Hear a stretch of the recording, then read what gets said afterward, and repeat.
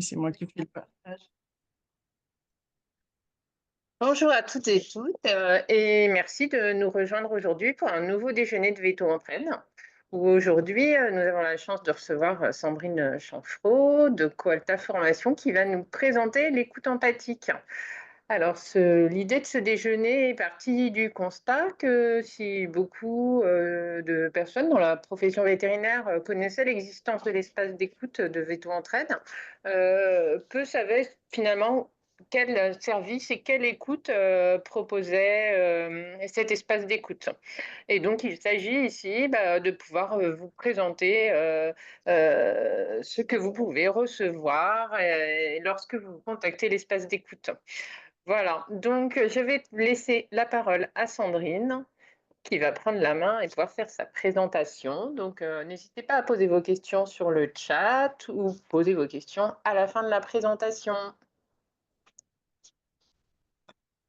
Bien, merci beaucoup. Donc, est-ce que vous voyez mon diaporama? C'est parfait. Parfait, super. Donc, je m'appelle Sandrine Chanfreau. Je suis formatrice pour Coalta Formation. Et c'est comme ça que j'ai connu Veto Entraide, donc ça fait quelques années. Et Coalta, qui avait un autre nom il n'y a pas longtemps, nous donnons des formations pour la cellule écoute de Veto Entraide. Alors, juste rapidement pour me présenter moi et présenter Coalta. Moi, j'ai eu plusieurs métiers et je me rends compte que c'était toujours tourné, enfin, il y avait vraiment au cœur l'écoute et la narration. Mais voilà, aujourd'hui, on va parler de l'écoute et puis de ce que je fais aujourd'hui. Donc, je suis indépendante, mais mon partenaire principal est Coalta Formation et je donne des formations et je suis dans l'accompagnement des personnes en problématiques professionnelles, désir d'orientation, transition ou enfin, ou problématique tout court. Voilà, mais la formation prend une grande part pour moi et entre autres, formée à l'écoute active dont on va parler aujourd'hui. Et Coalta, c'est une association de formateurs. On est une équipe de formateurs et on forme, comme vous le voyez, pratiquement uniquement dans le monde associatif bénévole et salarié ou salarié du monde associatif. C'est à ce titre-là que j'ai découvert Veto Entraide et c'était une belle rencontre, j'avoue.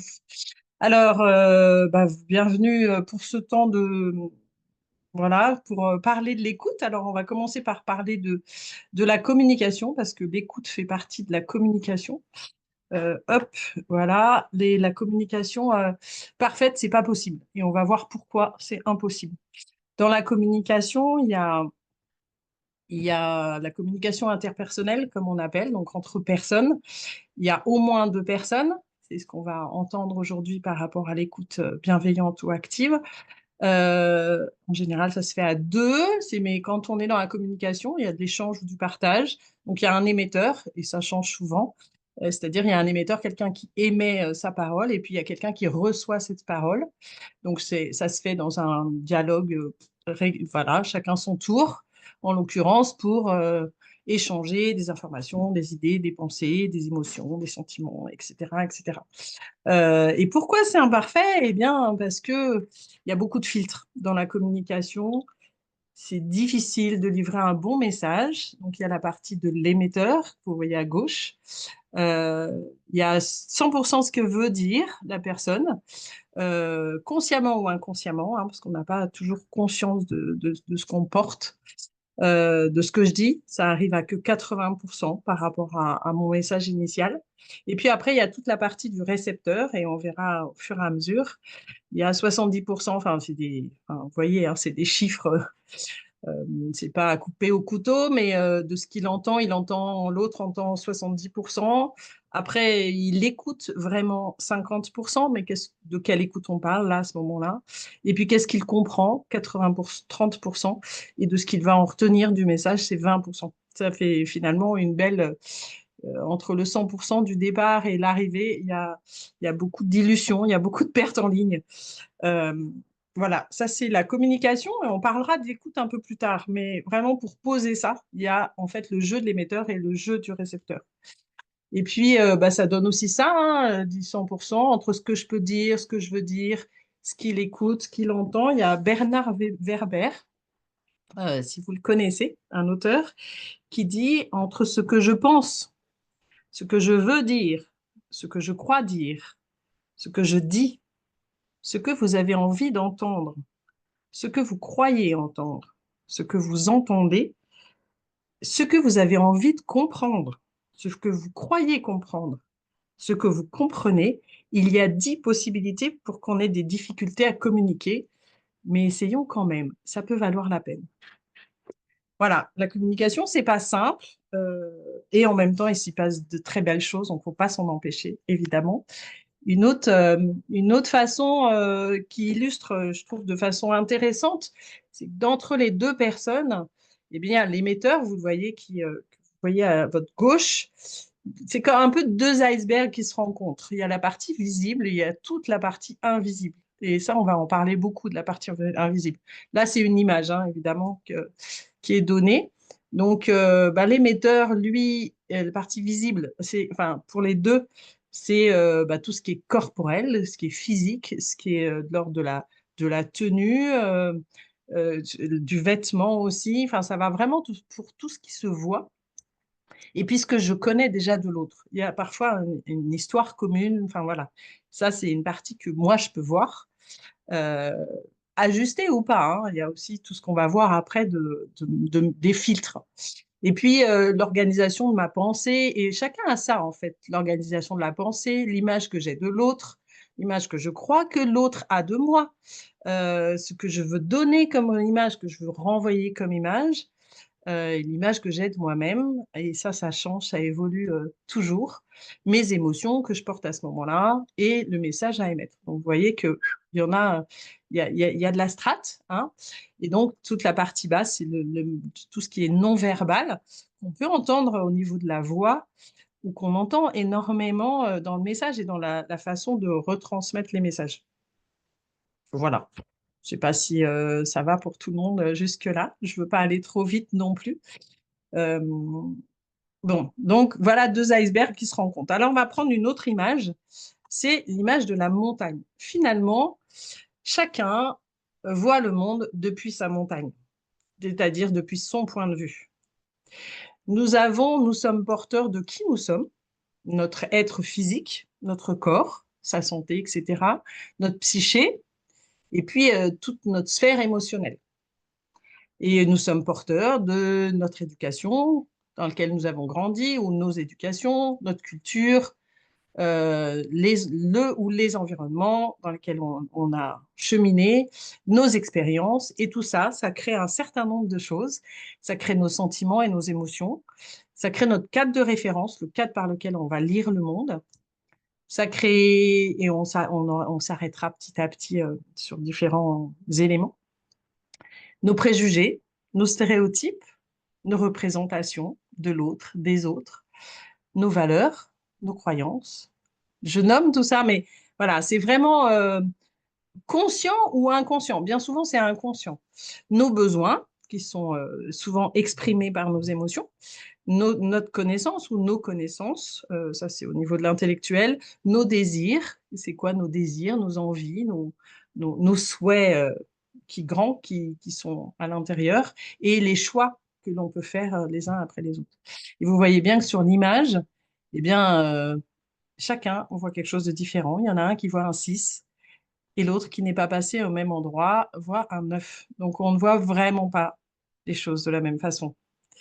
Et entendre l'autre, enfin, quand on communique, eh bien, ça passe à travers tous ces filtres, comme si nous avions différentes paires de lunettes à l'intérieur qui nous font voir les choses différemment. On a des biais cognitifs, un certain nombre d'éléments dont on n'a pas conscience et qui sont très importants pour trier, filtrer et pour être, enfin, ça fait partie aussi des êtres complexes, des mammifères que nous sommes, euh, pour vraiment bah, cheminer dans le monde sans être toujours avec beaucoup d'angoisse et de peur, la peur qui nous paralyse.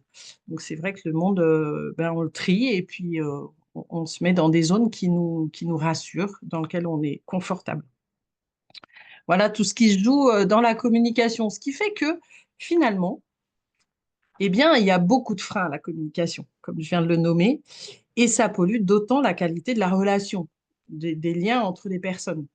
Et si de temps en temps, on ne fait pas des mises à niveau, c'est-à-dire des petits haltes ensemble en disant, bah, voilà ce que tu as dit, comment tu l'as dit, voilà ce que ça m'a fait, c'est pas toujours simple. D'ailleurs, je voudrais vous lire une interview de Brassens. Brassens, le chanteur, Georges Brassens, il a été interviewé pour un livre qui est sorti, qui s'appelle Toute une vie pour la chanson d'André Sèvres, qui était lui, il a été directeur de Bayard et il était écrivain, surtout de BD, il a fait beaucoup de BD, puis d'autres livres. Et voilà ce qui se dit entre les deux, ça a été recrypté, enfin récupéré cette interview et je la trouve très intéressante. Je vous en lis une partie. Georges Brassens qui dit, tu sais, qui dit donc à André Sèvres, tu sais, à force de réciter des poèmes en classe et d'écouter des chansons, on voit à peu près comment ça se fabrique. Donc, Georges Brassens, c'était un grand chanteur, très connu, euh, qui a écrit, enfin, un parolier et qui a écrit beaucoup de chansons. C'est juste pour redonner le cadre. Et André Sèvres de lui répondre, mais tu as travaillé à la versification. Georges, la plupart de ceux qui écrivent des chansons n'ont pas étudié la versification. On est fait pour écrire des chansons ou on n'est pas fait pour ça, en fait. Et si on est fait pour ça, on n'a pas tellement besoin d'apprendre les règles. André, toi, tu les as apprises, non? Brassens. Oui, plus tard, parce que je raffinais un peu, mais tu en as conservé de tes premières chansons. Brassens. Non, on peut écrire des chansons sans. Tu m'écoutes pas, Sèvres. Non, c'est parce que en fait, dit Brassens, tu suis ta pensée. Je sens ça. Tu viens ici avec des idées préconçues et tu veux toujours suivre ton chemin, pas le mien. Quand j'avance quelque part sur une idée, il faut me laisser partir et tu m'arrêtes.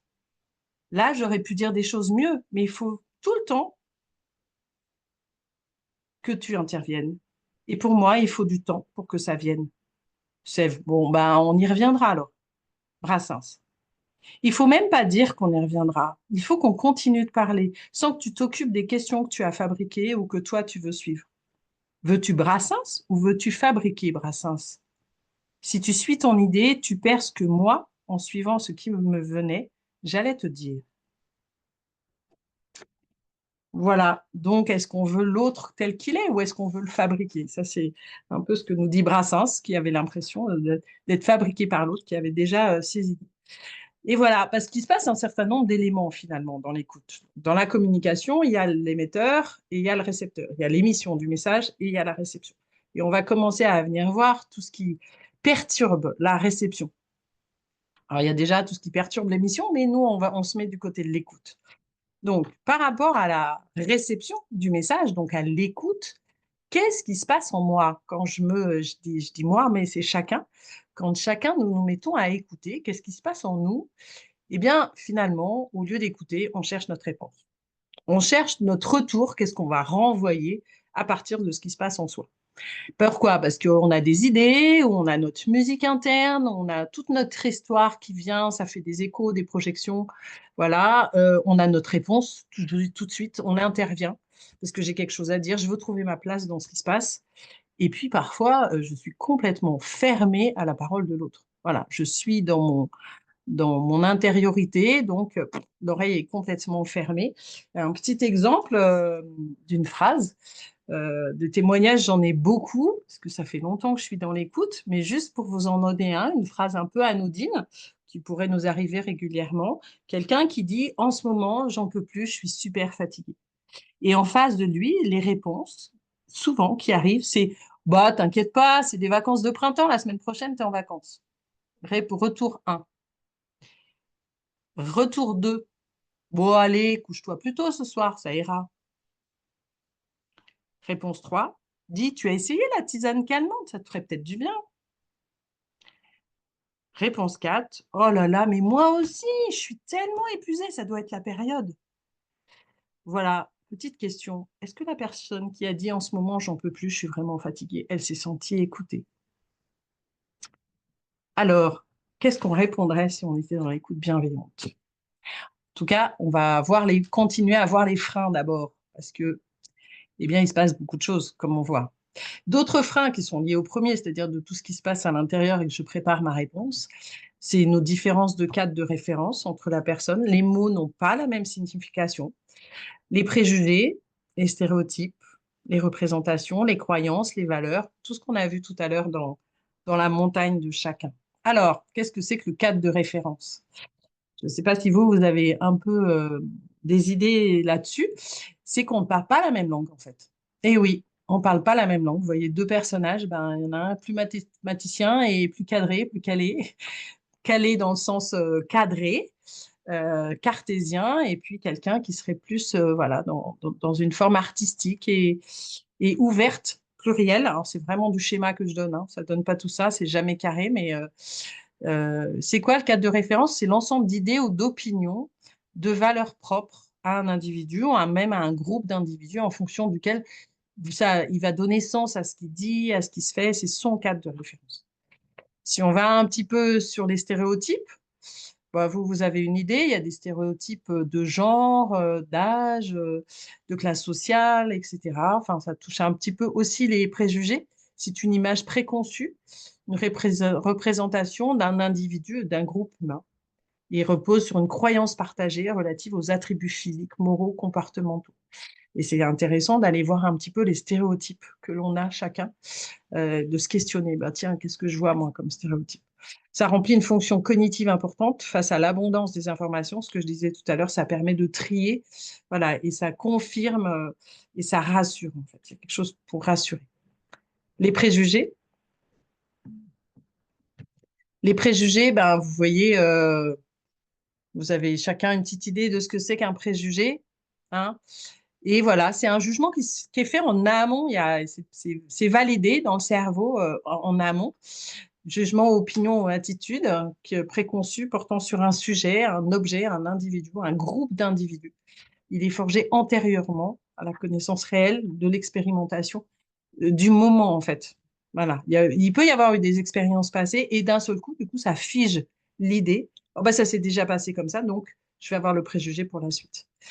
Voilà. Je me suis fait voler mon sac à main par un petit jeune. Bah, résultat, préjugé, tous les jeunes sont des petits voleurs de sac à main. C'est du... Voilà. C'est à partir de stéréotypes que se classent les préjugés. On a aussi des représentations. Donc voilà, un médecin doit prêter le serment d'Hippocrate, une infirmière celui des piqûres. Ça fait un petit jeu de mots du chat, mais des représentations au niveau des opinions, des attitudes. Et, euh, et ça donne que ça se construit à partir de nos expériences, de nos connaissances, de nos savoirs, de nos modèles de pensée. Elles agissent comme des grilles de lecture pour comprendre le monde qui nous entoure, encore une fois, et concourent à la construction d'une réalité commune, à un ensemble social. Donc, nous n'avons pas tous les mêmes représentations suivant les pays où on a grandi, d'où on vient. Voilà, c'est intéressant d'aller voir les différentes cultures pour l'ouverture. Les croyances, c'est juste donner une idée de tout ce que les filtres qu'on a à l'intérieur et qu'est-ce qui vient polluer en fait la relation, l'échange. Il y en a qui sont édifiantes, qui nous permettent d'avancer, puis d'autres des croyances qui sont limitantes. Hein, et tout se nourrit en fait. Les croyances viennent nourrir notre pensée, qui viennent nourrir nos émotions, et de ça, on va agir et nos actions vont être validées par nos expériences et on revient et ça vient en boucle et ça vient renforcer nos croyances. Donc, c'est des convictions profondément ancrées qui façonnent notre perception de nous-mêmes et des autres qui nous entourent. Elles sont influencées par diverses sources, comme notre éducation, nos expériences, notre culture, etc. Toute notre montagne. Alors, si on arrive quand même jusqu'à notre écoute, pour aller vers une écoute vraie, une écoute empathique, qu'est-ce qu'il faut faire? Eh bien, encore à l'image des montagnes, si je veux être à l'écoute de l'autre pleinement et entièrement, eh bien, il faut déjà que j'ai conscience de moi-même et que je pose toute celle que je suis sur le côté et surtout que je descende de ma montagne, de mon point de vue, pour aller rejoindre l'autre sur sa montagne, sur son point de vue. Euh, et c'est pas simple à faire. Ça veut dire donc monter sur la montagne de l'autre et lui laisser ainsi toute sa place parce que l'autre a aussi son être physique, psychique, etc., son éducation et ses croyances et ses émotions et son cadre de référence et ses préjugés, etc., etc. Mais moi, je décide de me mettre à son écoute. Alors, il faut de la décision, mais surtout, c'est Carl Rogers, hein, qui nous a appris l'écoute active, qui est aussi nommé l'écoute bienveillante. Ça a été développé à partir de ses travaux de psychologue américain. Dans les flux à prendre en compte dans l'écoute active, il y a ce qu'exprime et m'envoie l'autre, tout ce qu'on vient de nommer, beaucoup de choses, ce que je reçois, ce qu'il exprime et ce qu'il m'envoie, donc ce que ça vient faire réagir en moi. Comment est-ce que je le reçois? Ça résonne. Ce que j'en fais, ce qui pose la question de mes limites, qu'est-ce que j'en fais, jusqu'où je suis prêt à aller. Et dans l'écoute active, eh bien, en fait, il n'y a pas de limite, si ce n'est une limite de respect et de soi et de l'autre. Ce que je lui renvoie, comment il va percevoir mon retour. Donc là, on en parlera. C'est l'histoire de l'écoute bienveillante, empathique, c'est ce qui est en train de se passer entre nous dans l'échange en cours. L'écoute active n'est pas uniquement la réception, mais c'est un dialogue. Donc c'est actif, c'est pas, je suis pas passive. Ça requiert donc une qualité d'écoute, une pleine présence, être ajusté à ce qu'exprime et ressent l'autre. C'est donc centré sur l'autre personne et sur soi, tout en s'oubliant en partie, en se laissant de côté, et sur la relation qui s'établit. Pour se dire, donc pour monter sur la montagne de l'autre et être dans l'écoute empathique, il y a plusieurs règles, enfin tout un cadre. C'est pouvoir faire toute la place en soi. Si le matin, enfin, voilà, la journée commence mal, je me suis partie, j'ai créé une colère parce que je sais pas qui a pris ma place sur le parking, par exemple, alors que d'habitude, je me gare toujours là et du coup, il a fallu que je tourne et c'était bien compliqué. Donc, j'arrive en colère, bah voilà, j'ai une émotion en moi. Donc, déjà, en prendre conscience et pouvoir la poser pour pouvoir faire place à l'autre. Bah, c'est un exemple sur le matin, hein, ça peut être à tout moment. Être pleinement présent et disponible. Donc, je suis présent à l'autre et à son message et disponible à ce qui vient. Accueillir sa personne plus que son message. Son message est important, mais il est important pour lui, il n'est pas important pour moi, finalement. Être dans une écoute, dans un cœur ouvert de bienveillance et d'empathie, sans intention pour l'autre. Parfois, il y a des choses lourdes qui nous sont partagées. Je n'ai pas d'intention pour lui. Mon intention, c'est d'être là, en pleine humanité à ce moment-là. Je n'ai pas de conseils à donner, de jugement à faire. L'écoute, c'est une partie de l'échange, hein. Il peut y en avoir un autre partie après, mais l'écoute active, là, j'ai pas d'intention. J'ai juste, je me mets au service de l'autre et je laisse l'autre venir résonner sur ma membrane. Voilà, comme un tambour. Je me mets à sa disposition et utiliser les outils de l'écoute parce que nous avons des outils au niveau de l'écoute active. Et finalement, vous voyez le dessin là, c'est permettre à la personne qui a les idées embrouillées. Alors, c'est pas que les idées, parce que parfois, ça se passe beaucoup au niveau émotionnel et les deux sont interconnectés. Par l'écoute active, lui permettre de tirer son fil et d'aller jusqu'au bout, jusqu'où elle semble que c'est bon pour elle et sans être intrusif. Ça, c'est important. Vous voyez, même en vidéo, même à distance, même par écrit, c'est possible. Donc, tout à l'heure, je parlais de toute la partie non visible.